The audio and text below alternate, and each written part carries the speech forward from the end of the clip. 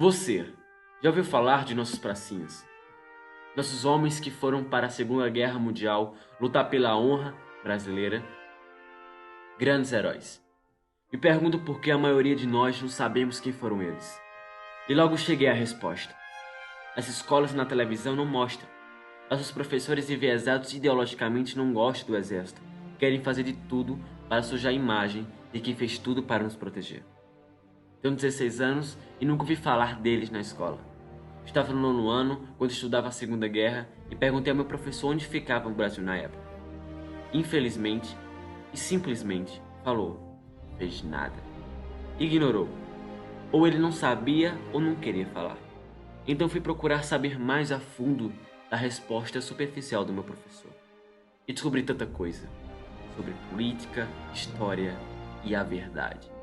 Passei de um militante de esquerda mirim, onde meus colegas e estudantes estão perdidos no escuro da doutrinação agora, para um militante de pró-vida e pró-defesa, conservador e monarquista. Por isso que eu falo, só quem não vai conseguir ser doutrinado e dominado será aquele que se interessar pela política. Meu nome é Igor Israel e irei falar sobre meus heróis. Seja bem-vindo ao canal Ave Império.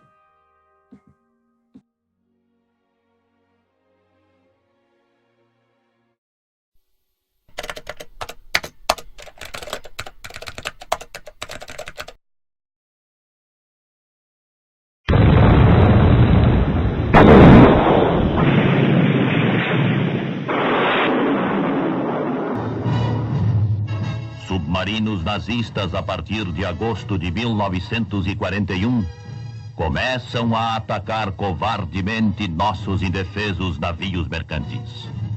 Em fevereiro de 42, desaparece o Cabedelo, com seus 54 tripulantes. 2 dias depois é afundado o Buarque. Mais 4 dias é posto a pique o Olinda.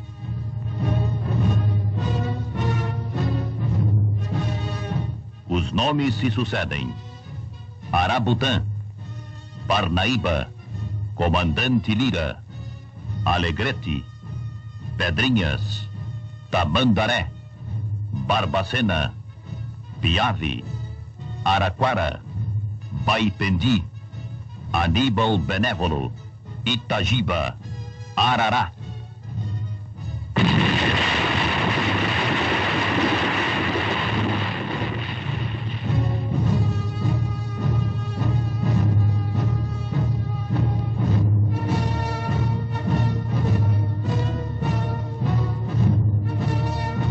(22 de agosto). O governo reconhece o estado de guerra entre o Brasil e as potências do eixo. Enquanto acontecia a guerra na Europa, em apenas 3 dias, 5 navios mercantes brasileiros foram torpedeados pela Alemanha de Adolf Hitler no litoral do Nordeste, matando mais de 600 brasileiros. Depois de uma tensão criada pela população, o governo de Getúlio Vargas declara guerra ao eixo e logo foi criada a FEB, Força Expedicionária Brasileira.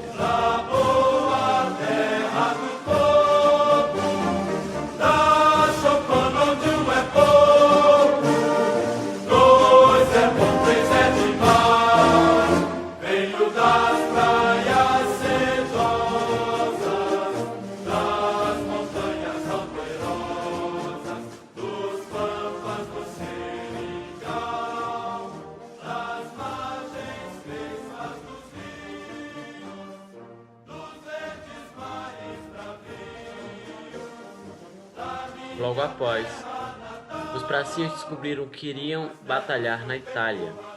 Em 16 de julho de 1944, a FEB desembarca na Itália, depois de uma viagem de barco escoltado por submarinos. Os nossos soldados, quando chegaram, viram o horror da guerra, com casas, prédios e escombros, devidos aos bombardeios alemães. Nós havemos de lutar para acabar com essa desgraça, para mostrar ao estrangeiro o valor da nossa raça. Caminha, barco caminha, nas ondas azuis do mar. Caminha, barco caminha, nas ondas azuis do mar. Meu Brasil, ó meu torrão, levo no meu coração, terra que me viu nascer, por ela posso morrer. A Itália vivia dividida na época. Ela tinha começado a guerra a favor do eixo, mas depois rendeu-se aos aliados e declarou guerra à Alemanha. Os nossos pracinhas já chegaram a ser vaiados por confundi-los com soldados alemães, por causa do uniforme verde. Mas depois repararam a cobra com charuto na farda e logo após acaparam as vaias e chegaram os pedidos de ajuda por comida e suprimentos. Nossos pracinhas eram sempre bem-vindos por conta dos seus corações bons. Então, a FEB se juntou ao 5º Exército Americano. O nosso equipamento era de procedência norte-americana, mas com poucos de tecnologia avançada, e a maioria ficou com armamentos antigos, muitos deles da Primeira Guerra Mundial. Depois, os pracinhas foram treinados pelo Exército Americano, e logo após foram para o campo de batalha.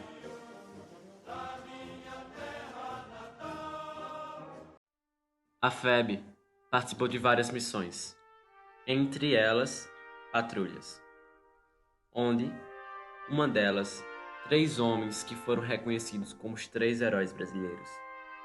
Os nomes deles eram Geraldo, Arlindo e Geraldo Rodrigues. Integrantes de uma patrulha, os 3 pracinhas mineiros se viram frente a frente com uma companhia inteira alemã. Receberam ordens para se render, mas continuaram em combate até o último cartucho. Metralhados em 14 de abril de 1945, receberam, em vez de uma vala comum, as honras especiais do exército alemão. Admirado com a coragem e resistência dos mineiros, o comandante mandou enterrá-los em cova rasa e pôs uma cruz e uma placa com a inscrição, em alemão, 3 heróis brasileiros.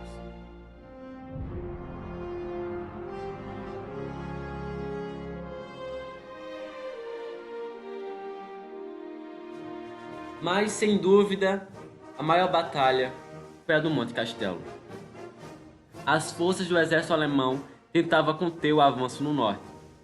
A batalha arrastou-se por 3 meses, de 24 de novembro de 1944 a 21 de fevereiro de 1945, durante os quais se efetuaram 6 ataques.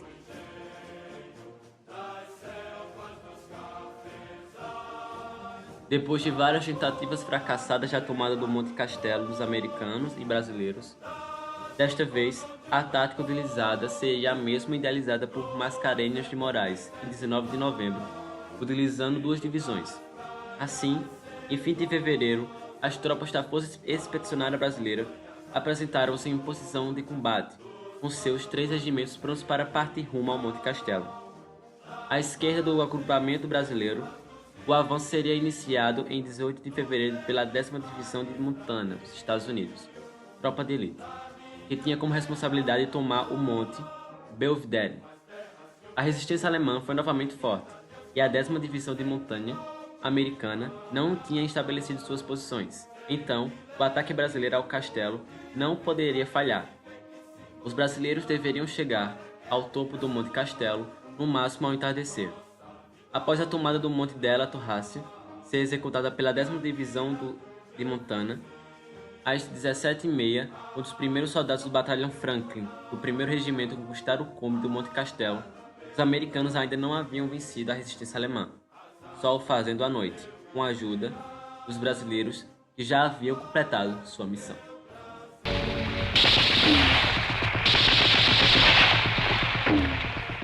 No dia 21 de fevereiro, lançando-se ao ataque pela primeira vez ao lado da 10ª Divisão de Montanha norte-americana, os soldados brasileiros apoderaram-se do Monte Castelo.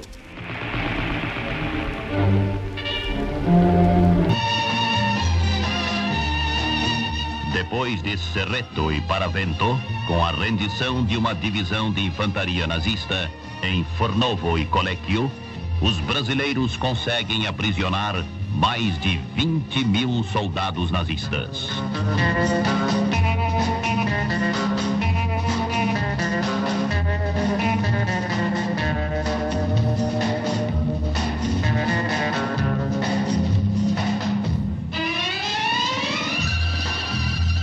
A 2 de maio de 1945, cessar fogo.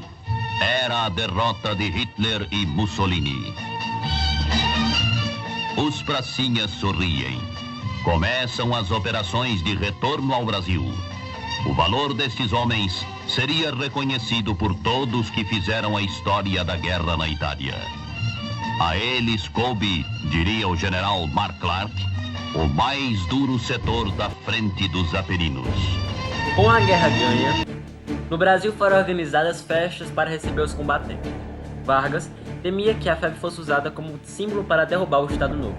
Afinal, o fato dos pracinhas terem lutado contra ditaduras na Europa poderia ser usado como símbolo para derrubar a ditadura no Brasil. Vargas dissolveu a febre quando a maior parte do contingente ainda estava na Itália. Após os desfiles, os expedicionários foram proibidos de andar uniformizados pelas ruas ou de portar medalhas. Também estavam proibidos de dar entrevistas ou declarações públicas. Nada disso impediu que, no dia 29 de outubro de 1945, tropas lideradas pelo general Góes Monteiro cercassem o palácio do governo e forçassem Getúlio Vargas a renunciar. Era o fim do Estado.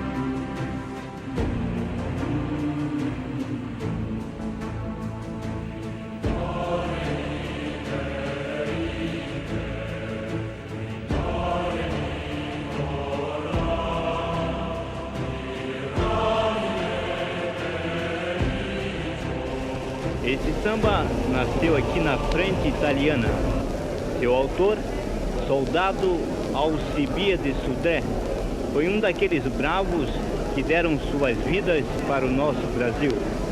É a nossa pequena homenagem que prestamos esta noite à memória de um grande camarada. Ao microfone da BBC, Paulo Eiras. Lembrei da terra linda e querida que é muito longe deixei, e da mulher meiga e bela por quem já chorei.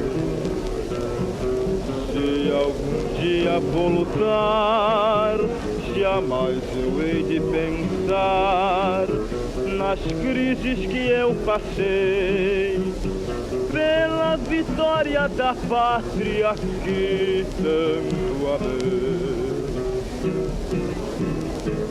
E será nobre dizer, quando meu filho crescer, a história de seu pai,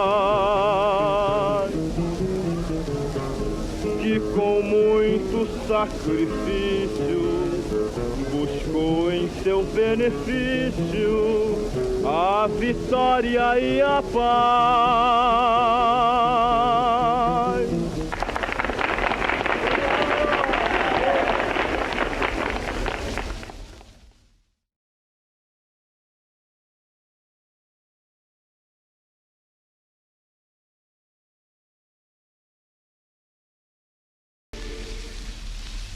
E agora vamos ouvir um trecho do hino nacional brasileiro, cantado pela tropa brasileira na Catedral de Pisa.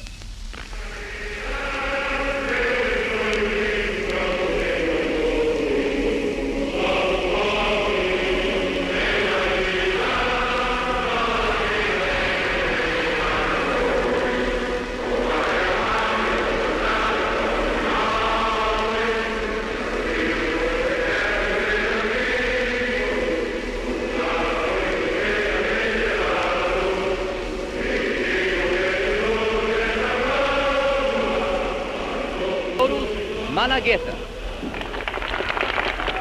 Muito obrigado, muito obrigado, muito obrigado. Tem aqui o primeiro candidato, é o Cabo Pereira. Seu Cabo Pereira, aproxima. Está chegando ao nosso microfone o Cabo Pereira. O Cabo, o senhor sabe que aqui o gongo não há gongo. Sim. O gongo aqui é uma buzina de bicicleta, compreendeu? Sim. Você vai cantar o quê? Você deixa que portar e viu uma marchinha de minha autoria. Vou ver se Sua autoria, canta, né? autor? Muito bem, já tem um autor aqui. Bom, então, felicidades. Obrigado. Passei um carnaval fora do Brasil, deitando, enrolando, empunhando meu fuzil. Passei um carnaval fora do Brasil, deitando, enrolando, empunhando meu fuzil. O mais engraçado de lá era quando o povo dizia: te tens que portar e via, te tens que portar e via. Eu pulava e saltava naquela confusão, quando ouvia o ronco do canhão. Mulheres e crianças gritavam com alegria: te tens que andar e via, te tens que andar e via. E aí galera, eu falo é Camila do Ave Império. Se inscrevam no canal, ative o sininho da notificação. Não se esqueçam de deixar o like, comenta aqui embaixo o que você achou, compartilhe com seus amigos e viva o Imperador! Te deixe de cortar e Já podeis da pátria, filho.